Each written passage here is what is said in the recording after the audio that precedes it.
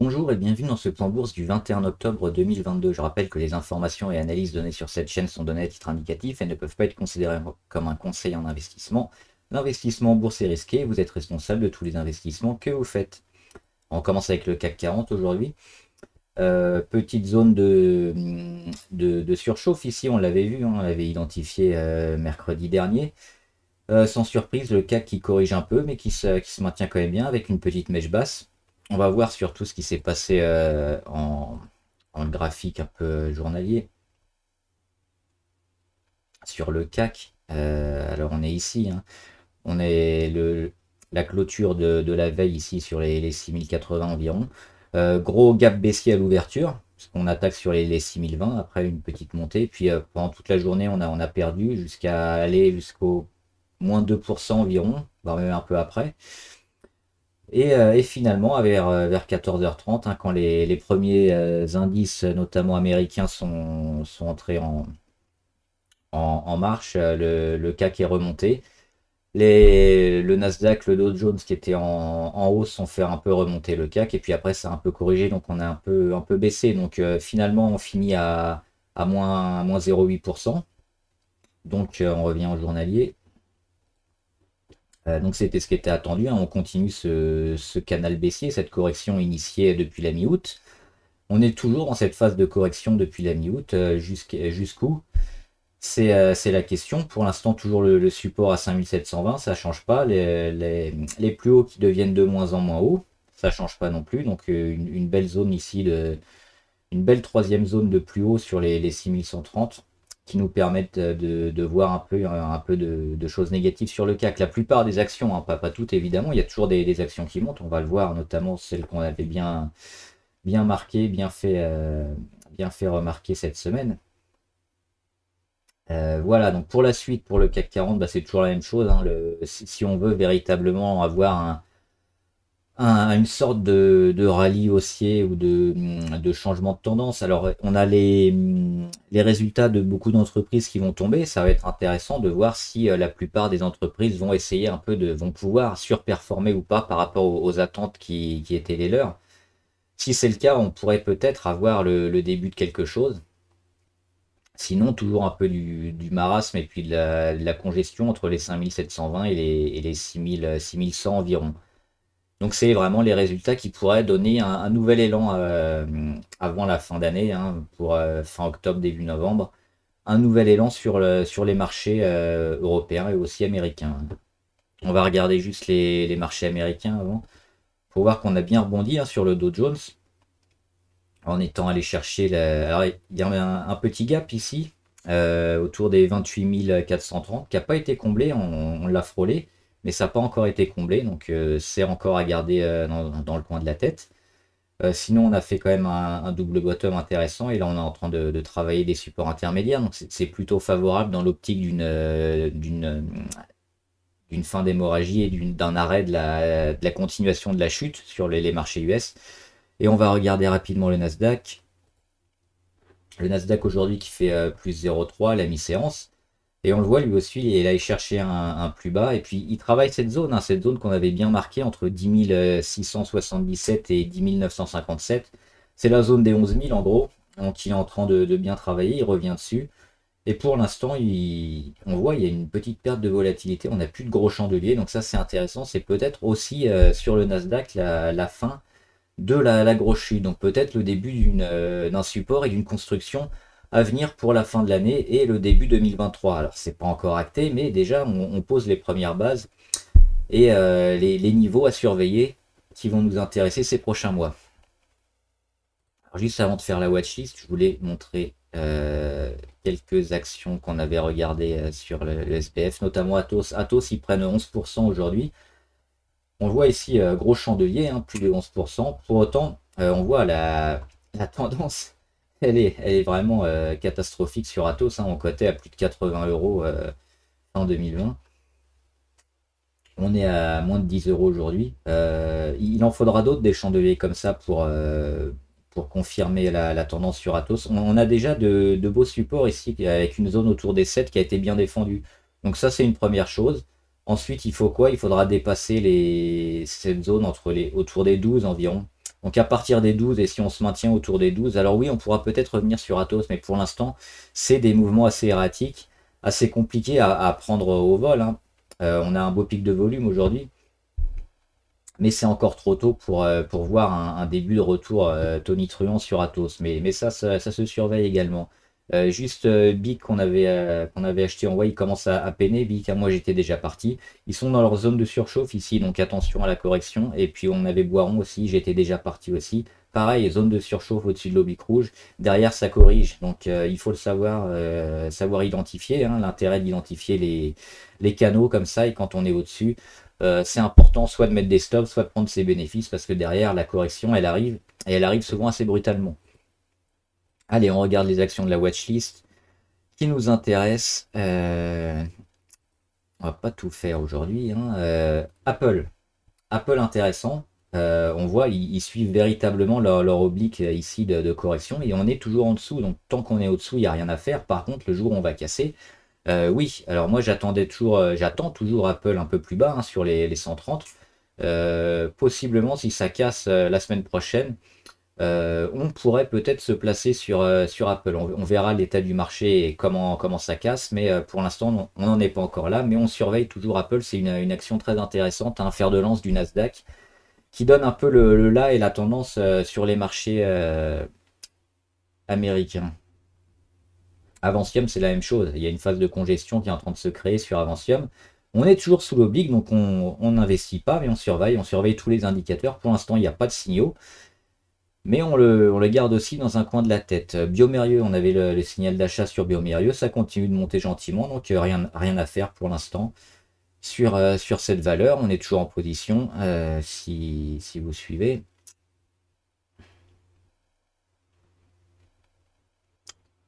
Coca-Cola, on est toujours dans la zone des 55-56, hein, qui devra être tenue. Et si on arrive à tenir cette zone des 55 et à rattaquer une nouvelle fois 56, ouais, se mettre sur Coca-Cola, ce sera une bonne chose probablement. Donc pas avant probablement une semaine, voire deux.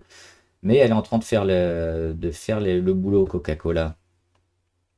Dassault Aviation aussi.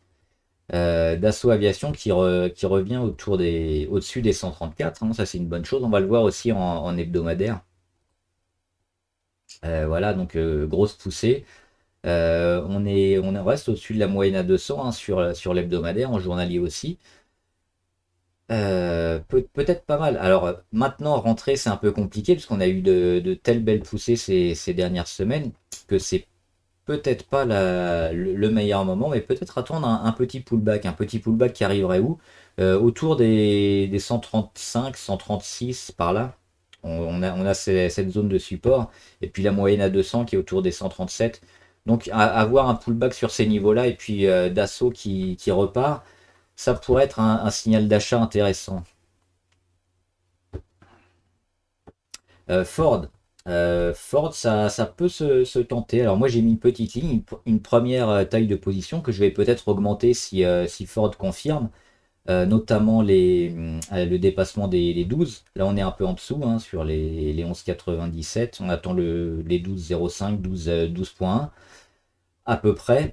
Donc déjà une première petite ligne à augmenter ensuite si le titre part bien, sinon on quittera la position. Mais là on a fait un double bottom intéressant juste au-dessus du support, le support des 10 80 85 88 10 88 environ.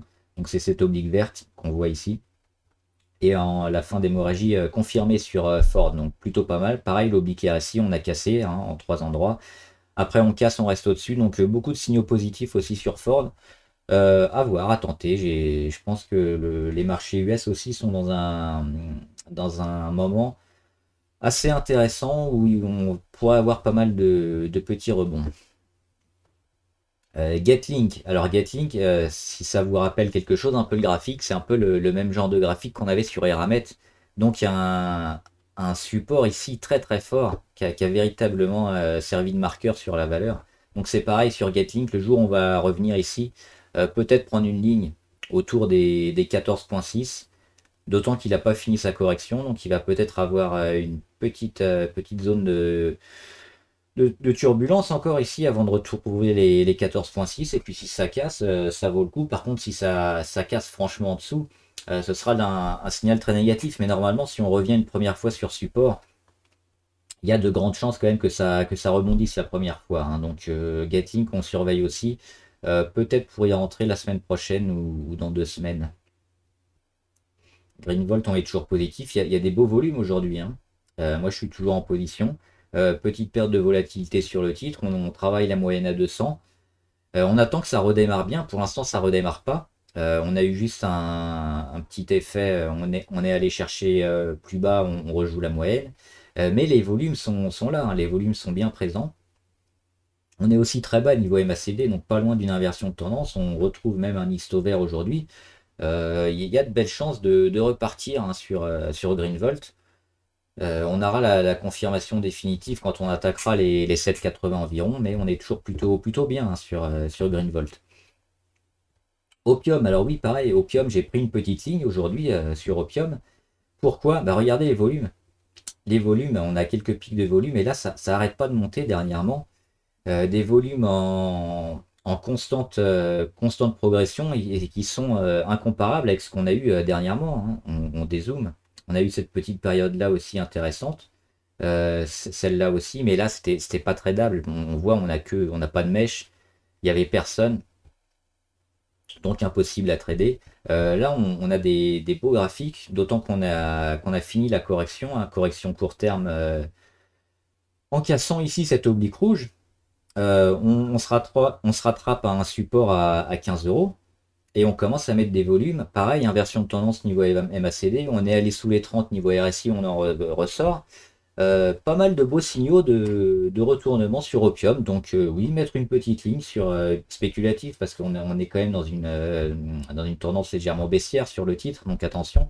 Mais ouais, une ligne spéculative, ça se joue largement. Hydrogène refueling, rien à dire. On joue toujours beaucoup plus haut, hein, sur un retournement long terme, donc toujours une bonne valeur à avoir en portefeuille. Ipsen. Ipsen, elle est pas mal du tout. On va encore changer la couleur.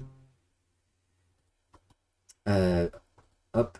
On le voit, hein, il y avait cette zone des 95 qui était beaucoup travaillée, et surtout un nouveau canal haussier qui est en train d'être créé sur Ipsen, qui a corrigé franchement en allant chercher sa moyenne à 200 et même en dessous, un support. Le support ici sur les plus bas. Et puis après, on retravaille la moyenne à 200 et on crée le nouveau canal haussier suite à la cassure de fin d'hémorragie. Donc ça, c'est pas mal du tout. On a aussi des beaux pics de volume, hein, celui-là du 17 juin. On en a eu un autre le 28 juillet. Et puis à chaque fois qu'on revient sur les moyennes, on réagit et puis on a une constante progression sur Ipsen. Donc, alors je suis pas en position. Mais je vais probablement y penser sérieusement la semaine prochaine, selon l'état du marché, puis selon ce que nous donnera Ipsen, s'il y a une porte d'entrée intéressante. Mais là, il y a quand même un peu tout qui est bien orienté sur le titre, pour une constante progression jusqu'à la... Non, ça, merci. Jusqu'à la fin de l'année. Donc Ipsen, très, très intéressante à noter et puis à surveiller la semaine prochaine, voire à rentrer, hein. NESR, donc je vous en parle souvent, hein, National Energy Services Reunited.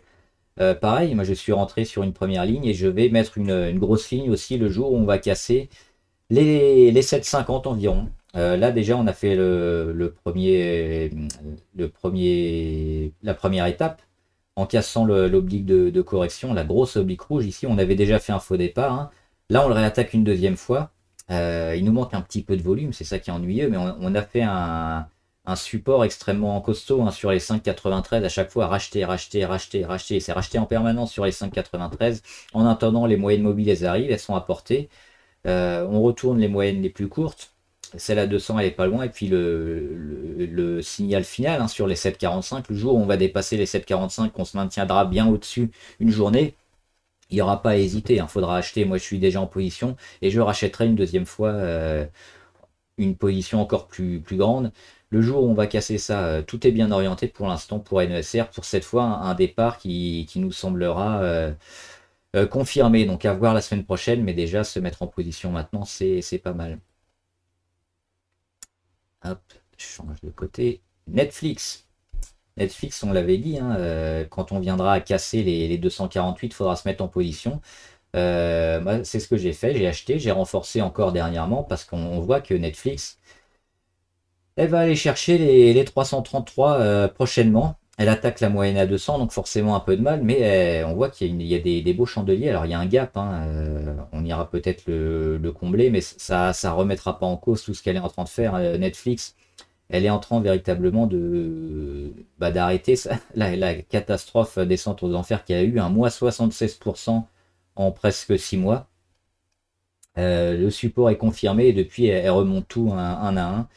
Les volumes sont là aussi, les pics de volume, donc tout n'est pas au vert sur Netflix parce qu'il y a encore du boulot, mais pour un retournement moyen long terme, on n'est pas loin d'être acté. Donc c'est une valeur, c'est le moment d'investir sur ce genre de valeur au Nasdaq. D'autant que si ça dégrade au Nasdaq, on aura les points pivots. On n'est pas tellement loin, donc on pourra sortir sans trop de mal. Et à contrario, si on a véritablement un rebond sur les valeurs, les tech US, Netflix, elle fera partie des valeurs les plus intéressantes et qui vont avoir un potentiel intéressant parce que là, on est sur des moins de 300, hein, 280. Quand on regarde les graphes, on a de belles chances de faire un gros pourcentage sur Netflix.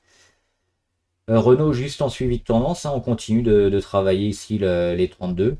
Toujours bien orienté dans son nouveau canal haussier, Renault, donc rien à dire, on est toujours en position, toujours bien confiant. Ruby c'est pareil, hein, on est confiant aussi, alors un peu massacré, mais elle donne des beaux signes. La MACD qui s'est déjà eu l'inversion de tendance, en plus on est largement sous les zéros, hein, donc pareil, on a une marge assez importante, donc investir maintenant c'est plutôt intéressant. On a déjà eu la fin de correction, on a eu le support oblique et le support fixe, donc plein de belles choses sur Ruby.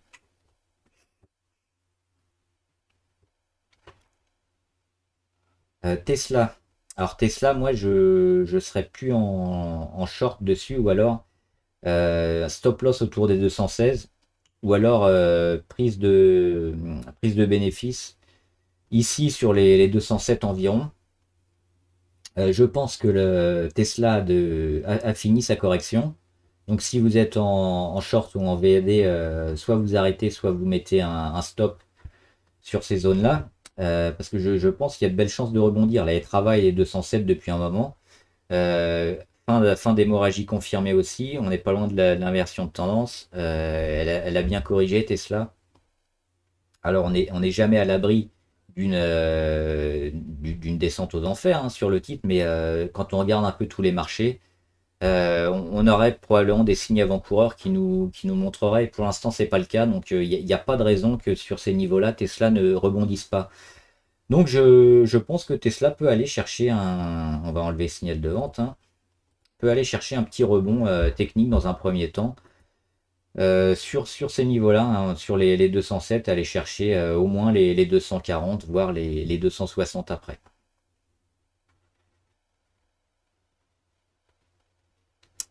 Veralia, hein, la bonne pioche, on en a parlé depuis le début de la semaine. Veralia, c'était vraiment l'action à avoir.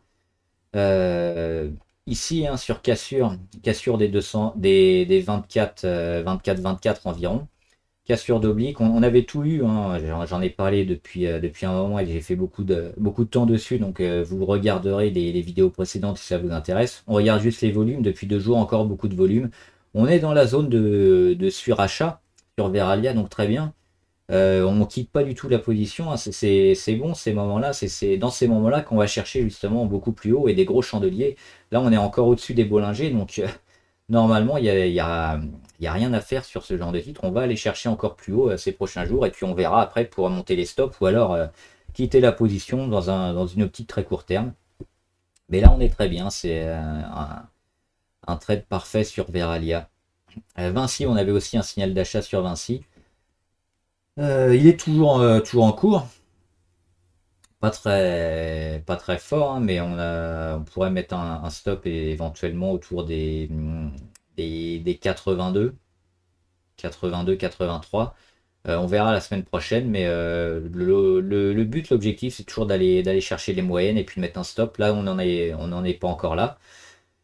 Le trade est ni gagnant ni perdant. Pour l'instant, il est toujours en attente depuis sa fin de correction d'aller chercher plus haut et on quittera la position quand le signal sera invalidé, ce qui n'est pas le cas pour l'instant sur Vinci. Voilà, j'espère que la vidéo vous a aidé. Je ferai probablement une vidéo ce week-end sur les valeurs abonnées. Donc si vous avez des valeurs en particulier que vous voulez qu'on analyse, que ce soit sur le CAC ou ailleurs, mettez-les en commentaire. J'essaierai de les faire ce week-end. Sinon, n'oubliez pas de vous abonner à la chaîne, comme ça vous serez au courant de toutes les vidéos qui sortent. J'ai aussi ma page, des fois quand je fais pas les vidéos, je mets des infos, des news sur ma page Tipeee, donc ça permet d'être alerté aussi plus rapidement. Et voilà, bon trade, à plus!